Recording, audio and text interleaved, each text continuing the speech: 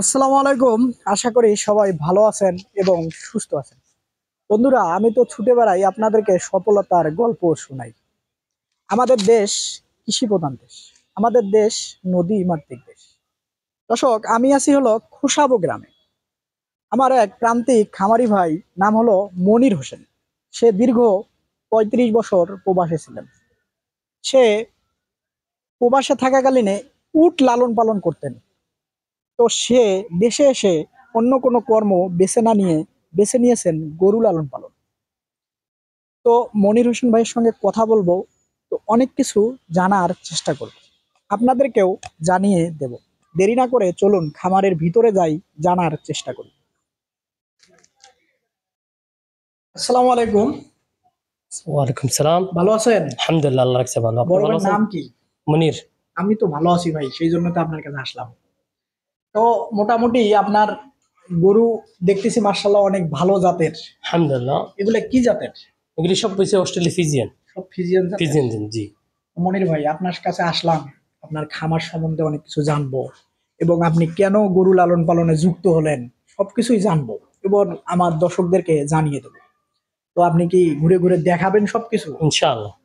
তো আপনি এই যে এই গরুটাই যদি সর্বপ্রথম আমার চোখে যেটা পড়তেছে, এই গরুটাই একটু বলেন তো, এটা কি আপনার বাড়ির গরু? জি, এটা আমার বাড়ির।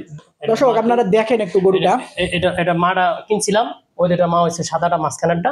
মনে করে এটা আমার নিজের হাতের গরু। এটা আনছিলাম বাছুর সারা গরু আড়াতে আচ্ছা, কিনে এখন নিজে বীজ দিলাম।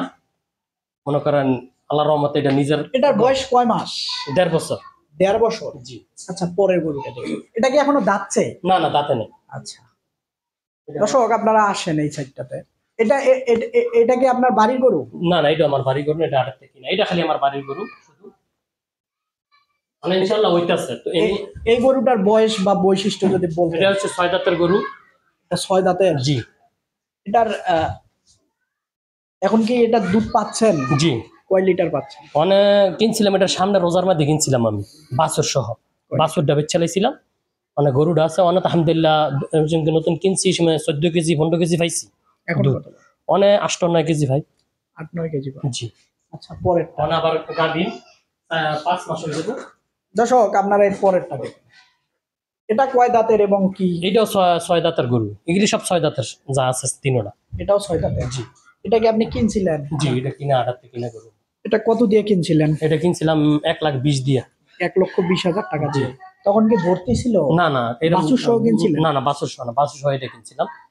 আর এটা কিনছিলাম এমনি খালি গরু খালি গরু লইছিলাম। এই সময় দুধ দোয়াইছিলাম এটাতে। আচ্ছা, এই যে এর পরেরটা, এটা এরকম ভাবে কিনা 1,20,000 দিয়ে। এই গরুটা একটু মনির ভাই সরাই দিলে এই গরুটা দেখবে। দর্শক আপনারা এটা কি অবস্থায় কিনছিলেন? না, এটা আলহামদুলিল্লাহ অনেক ভালো গরু। এটাও 14 কেজি দুধ দেয় এখন বর্তমান? বর্তমানে 10 কেজি 9 কেজি এরকম ভাবে দেয়। এরকম দেয়? এটা যখন কিনছিলেন কত দিয়ে কিনছিলেন? এটা কিনছিলাম 1,20,000 দিয়ে। 1,20,000 দিয়ে? জি, এটাও বাছুর সারা কিনছিলাম। আচ্ছা মনির ভাই, আপনি দীর্ঘত প্রবাসে ছিলেন অনেকদিন। জি। কত বছর ছিলেন? 35 বছর। 35 বছর ছিলেন? আপনি তো অনেক অভিজ্ঞ একজন মানুষ। আপনি ওই দেশে কি করতেন? এদেশে আমি উডার খামার কাম করতাম। উটের উডার যে খামার? রেসিং দেয় যায়, হ্যাঁ। রেসিং সেই দিকে খামার বলতে কি যেগুলি খেলা দেয়। আচ্ছা, রেসিং খেলা দেয়। আচ্ছা, আমি হিডের মধ্যে। তো আপনি বিদেশে আসার পরে আপনি সিদ্ধান্ত কেন নিলেন যে বাংলাদেশে যাওয়ার পরে গরু লালন পালন বেছে নিলেন? গরু ভালো আলহামদুলিল্লাহ। না তো 35 বছর চাকরি করলাম, আলা চিন্তা করলাম যে বাড়ির মধ্যে কিছু সময় দেওয়া লাগবো। এত বছর করলাম আলহামদুলিল্লাহ, ছোটকালে তো বিদেশ করলাম আমি। তারপর বাড়ির মধ্যে সব ব্যবসায়ী দেখলাম, 7টা রাষ্ট্র ঘুরলাম। কি কি রাষ্ট্রে ঘুরছিলেন যদি একটু বলতেন? ওমান ঘুরলাম, কুয়েত ঘুরছি, কাতার গেছি, এবার বাহরেন গেছি, এবার মিশর গেছি। দেখা যায় আরব বিশ্বে আপনি সব জি রাষ্ট্রতে জি, মোটামুটি আরব রাষ্ট্রের মধ্যে আমি সবটি ঘুরলাম। সবগুলোই ঘুরছি। জি। দর্শক যেমনটা শুনছিলেন। আচ্ছা মনির ভাই, আপনি এই যে গরু লালন পালন কতদিন থেকে করতেছেন? 4 বছর ধরে। আর বিদেশ তাইছি 4 বছর হয়ে যাবে। 4 বছর 5-6 মাস পরে গরু কিনে লেছি। 4 বছর হয়ে যাবে এরকম। আপনি অন্য কোনো পেশায় না যেয়ে আপনি গরু লালন পালনে কেন আসলেন? গরু সব দিকে চিন্তা ভাবনা করলাম। মনে করেন এটা হচ্ছে হালালি ব্যবসা। যেমন বলেন তো। হালালি বলতে কি এটার মধ্যে কোনো ভেজাল নেই, কোনো মানুষের লোক ইয়া নাই। একটু বলেন তো কেন হালাল, কেন হালাল বলতে এই যে ওই যে অন্য ব্যবসার মধ্যে মনে করেন এই যে পুঁজি খাটাইলাম, যেমন আপনি একটা মুদি দোকান করলেন, হ্যাঁ, মুদি দোকানটা আপনার কাছে বেস্ট মনে হয় না? বেশ ওটাকে হালাল মনে হয় না? না, হালাল ওই এটাও হালাল। আল্লাহ তাআলা কইছে ব্যবসা বলতে হালাল, লেকিন এটার মধ্যে মনে করেন এদের টাকা তুললেন, গড় তুললেন, মালপত্র তুললেন, এই যে বাকি নিয়ে নিয়ে ফরক হবে নাই, মনে করেন আমি সব দিয়ে দিকে জিরো পয়েন্ট হয়ে গেলাম। আচ্ছা, সেই জন্য আপনি বেছে নিয়েছেন গরু লালন। হ্যাঁ আচ্ছা মনির ভাই, আপনি এই গরুগুলাকে মূলত কি খাবার দেন যদি একটু বলতেন? ভাই, এদিকটাতে আসেন। আমার মেন খাওয়ার উদ্দেশ্য হইছে ঘাস। কি ঘাস দেন? এই যে বন্ধুর মধ্যে আড়ালি কয়, এই যে মনে করেন হেসি গাছ, মনে করেন আমি লাগাই না গাছ, যে ক্ষেতের মধ্যে গাছগুলি হয়, আপনার প্রধান খাদ্য ঘাস? ঘাস। আর তারপরে আপনি দানাদার কি কি দেন? দানাদারের মধ্যে মনে করেন আমি ভুট্টা দেই, ভুসি দেই, ভুট্টা আর ভুসি। ভুসি দেই, খৈল দেই, আচ্ছা, আবার কুড়া, কুড়া, জি, এগুলাই দেন। এইগুলি। আচ্ছা, আপনার এই যে গরু লালন পালন করতেছেন প্রায় 4 বছর থেকে, কোনো রোগের সম্মুখীন হয়েছিলেন কিনা? ভাই আমার কাছে তো আলহামদুলিল্লাহ আল্লাহর রহমতে 4 বছরের ভিতরে কোনো রোগ অন্তমুখ আয় নাই, যা এখন পর্যন্ত হয়নি? না। কেন হয়নি একটু যদি বলতেন? এটা আল্লাহ কাছে ভাই, এটা নিজের কাছে না, আল্লাহ রহমত আছে দেখে হয় না। আলহামদুলিল্লাহ শুকর করি আল্লাহর কাছে, যে মানুষের কাছে শুনি যে গরু একবার ইয়ে হয়ে জায়গা, আমার কাছে আলহামদুলিল্লাহ এরকম কোনো এই ঠান্ডা ওদের একটা কাশের টানি হেটার ওদের নিজে ওই আদা বাইটা মনে করেন এদের তৎক্ষণাৎ আপনি হ্যাঁ ব্যবস্থা নেন। হ্যাঁ আসলে লবণ।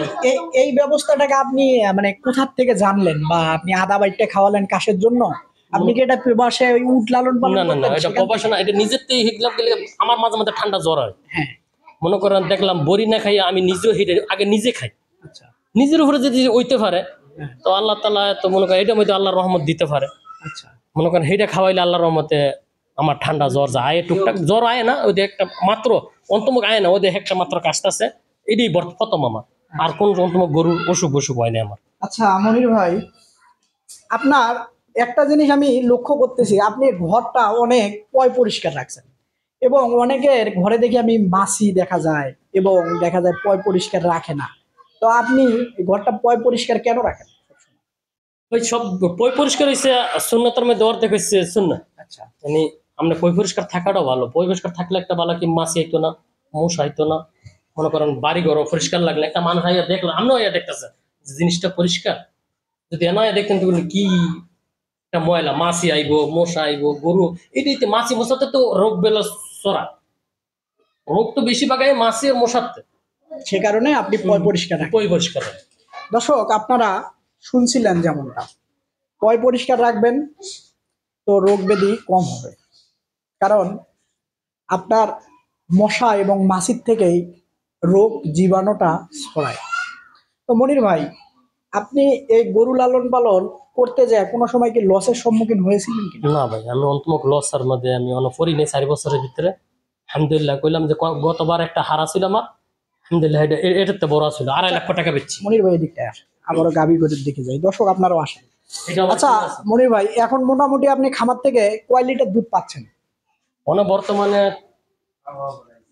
টোটাল? 30-35 পাইতেছি বর্তমানে। সকাল এবং বিকাল মিলায়? না, বিকাল মিলাই দিন আচ্ছা, 35-40 এরকম পাবো। কেমন বাজার দর এখন দুধের, যদি বলতেন আপনার এলাকায়? আমি তো বাজারও নেই না, এনে পাইকারি দিয়ে লাই, মনে করো ঘরে ঘরে তারপরও কত করে বেচেন? 80 টাকা লিটার। 80 টাকা লিটার? জি তো আপনি প্রতিদিন 30 লিটার 35 লিটার দুধ পাচ্ছেন, মানে গড়ে 3000 টাকা দুধ বিক্রি করতে পারতেন। জি। আচ্ছা, 3000 টাকা যদি দুধ বিক্রি করেন, আপনার খাদ্য কয় টাকার লাগে? 4টা গরুকে খাওয়াচ্ছেন বর্তমানে? একটা গরুর ধরেন করতে গেলে 1000 টাকা ধরে নেন, তাহলে পার ডে আপনার 2000 টাকা থাকতেছে। জি দর্শক আপনারা যেমনটা শুনছিলেন, পার ডে মনির ভাই 2000 টাকা থাকতেছে। ঠিক ঠিক। তো আপনি বছর শেষে যায় আবার দেখা যায় আপনি বড় সড়ো গরু একটা বেচতে পারেন, জি। তো আপনার কেমন আয় আসে একটু যদি বলতেন আমাদের। আমার দর্শকরা যারা আসবে অনেকে ক্ষতির সম্মুখীন হয়, এবং আপনার থেকে শুনতেছি আপনি ভালো আছেন খামার করে এবং আপনার লাভ হচ্ছে, অনেকে লসের সম্মুখীন হয়। তো তারা কেন হয় লস, বা কেন কি একটু যদি ভাই বলতেন। এটা হচ্ছে আল্লাহর ইয়া বরকত দেওয়ানোর মালিক হচ্ছে আল্লাহ, মানুষ সাথে মানুষ চেষ্টা করতে হবে, চেষ্টা করলে সবকিছু হয়, বাকি তো সবকিছু আল্লাহর হাতে।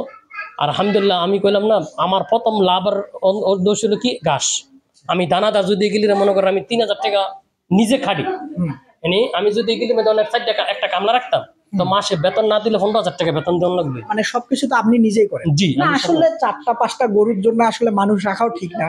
কারণ আপনি যখন মানুষ রাখতে যাবেন, একটা মানুষের বেতন অন্তত সর্বনিম্ন এখন যদি আপনি হিসাব করেন 12,000 টাকা 15,000 টাকা দিতে হবে। এটা দিতে হবে। তাহলে আপনার লাভের একটা অংশ চলে যাবে। চলে। হ্যাঁ, আপনার যদি বড় সড়ো হয় সেক্ষেত্রে আপনার মানুষের প্রয়োজন হয়। জি। কিন্তু 4টা 5টা এবং 10টা গরু আমি দেখেছি যে একা লালন পালন করে। আচ্ছা মনির ভাই, আপনি এই গরুটা, এই গরুটা কি কুরবানিতে বেচবেন? জি। এটা দর্শক আপনারা দেখেন, মনির ভাইয়ের সুন্দর একটা মাশাআল্লাহ ফিজিয়ান জাতের গরু। কুরবানি থেকে দাঁতবে গরুটা? দাঁত আল্লাহ কইতে পারে, আমি তো কইলাম না 1.5 বছর হইছে, আল্লাহ পড়তে পারে না পড়তে পারে, 2 বছর তো হয়ে যাবে। আচ্ছা, তারপরও আপনি কুরবানিতে বিক্রি করবেন? জি জি, যদি সিং দেখে বিক্রি হবে, যদি দাঁত না পারে। আচ্ছা ঠিক আছে, সেক্ষেত্রে আমার ভিডিও দেখার পরে যদি কেউ নিতে চায় সেক্ষেত্রে একটু ফোন নাম্বারটা যদি বলতেন। ফোন নম্বরটা তো আমার মুখস্থ নাই, মনে করেন আমি আবার পর আর মোবাইলই বন্ধ করে দিচ্ছি। আচ্ছা দর্শক, এটা হলো খুশাবু গ্রাম। আপনারা খুশাবু গ্রামে আসলে মনির ভাইয়ের খামারের কথা বললে আপনাদেরকে দেখিয়ে দেবে। তবে আমি আমার ফোন নাম্বারটা দিয়ে দিচ্ছি, আমার সঙ্গে যোগাযোগ করলেও আপনারা আসতে পারবেন। 01728966970। এই নাম্বারে যোগাযোগ করলেও খামারে আসতে পারবেন, আমি আপনাদেরকে নিয়ে আসবো। তো গরুটা আপনারা ভালো করে দেখেন। তো মনির ভাই, শেষ বেলায় যদি কিছু বলতেন, আসলে আপনার তো দুঃখে কষ্টের অনেক জীবনে কষ্ট করেছেন, যদি কিছু বলতেন।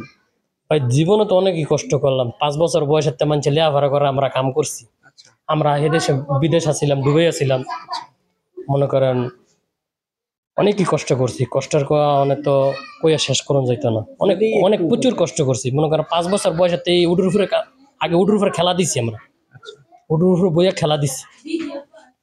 আর অনেক আলহামদুলিল্লাহ অনেক ভালো কষ্টের আছেন। পরে, হ্যাঁ অনেক পরে আস্তে ধীরে পজিশন ইয়ে হয়েছে। আসলে সবকিছুই কষ্টের একটা ফল।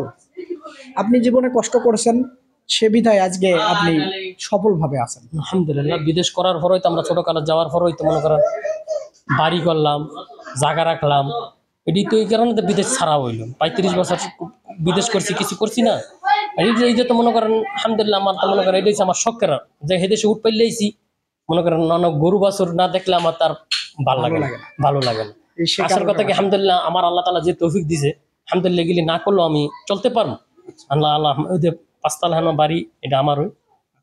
আবার মনে করেন গাউসিয়া দোয়ানো আছে, আলহামদুলিল্লাহ টুকটাক আলহামদুলিল্লাহ চলতে পারবো ডাল ভাত খাইয়ে। কিসের দোকান? গাউসিয়ায় গাউসিয়া ভাড়া দিয়ে রাখছি দোয়ান, যে আমি চালাই। দর্শক যেমনটা শুনছিলেন, দর্শক আপনাদেরকে মনির ভাইয়ের গল্পের কথা শুনিয়ে শেষ করতে পারবো। তার জীবনের দুঃখে কষ্টের অনেক কথা আছে, সবকিছুই বলা সম্ভব না। আপনারা যতটুকু শুনেছেন বুঝে নেন। আর আমার নিয়মিত আপনারা যারা ভিডিও দেখবেন অবশ্যই লাইক করবেন, কমেন্ট করবেন, কারণ আপনাদের লাইক কমেন্ট আমাকে এগিয়ে নিয়ে যাবে। আর ভালো থাকবেন এবং সুস্থ থাকবেন, আমার চ্যানেলটাকে অবশ্যই আপনারা সাবস্ক্রাইব করবেন। আল্লাহ হাফেজ।